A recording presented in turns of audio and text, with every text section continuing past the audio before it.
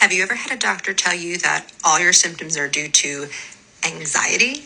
And don't get me wrong, a lot of people have anxiety, and anxiety can cause a lot of physical symptoms. But do you think doctors are telling their male patients who have similar symptoms that it's due to anxiety? This is unfortunately the start of a lot of misdiagnoses or missed diagnosis. So I have a pretty good story about this.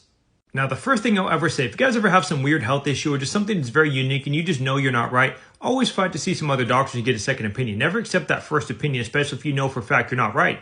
I would be a prime example of this. November 1st, 2023, so pretty much a year ago today, I just woke up and I was allergic to everything, more than I normally am, like legit everything. So I went to my immunologist that I've been seeing for a while, and he's like, that sounds like you have anxiety. And I was like, no, bro, you don't understand. I eat food, my throat closes, and I get scared I'm going to die. He's like, yeah, it sounds like anxiety. It's like, that's not anxiety at all. So long story short, he tried to write me a prescription for anti-anxiety meds, antidepressants, and just tell me, you'll be okay. I ended up seeing some other doctors costing a lot of money, some, out-of-pocket doctors. And they're like, oh, yeah, you have Mastcell. That's what it sounds like, do you have this symptom? I was like, yeah. And they're like, well, you probably have histamine intolerance too. I've always been a firm believer of standing up for yourself. So I knew there was something wrong with me, and I continued talking to doctors until I met people that were actually smart and had, some insight about what I'm going through. And if I wouldn't have did that, I probably would have starved to death. I would have died, a long time ago if I would have just gave up because the doctor told me I was fine.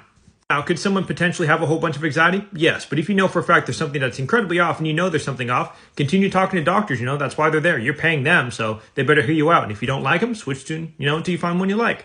If that doesn't work, go hit up Reddit, go hit up Facebook, and go read the forums and join groups of what you think you have. You might be able to get some insight on that too.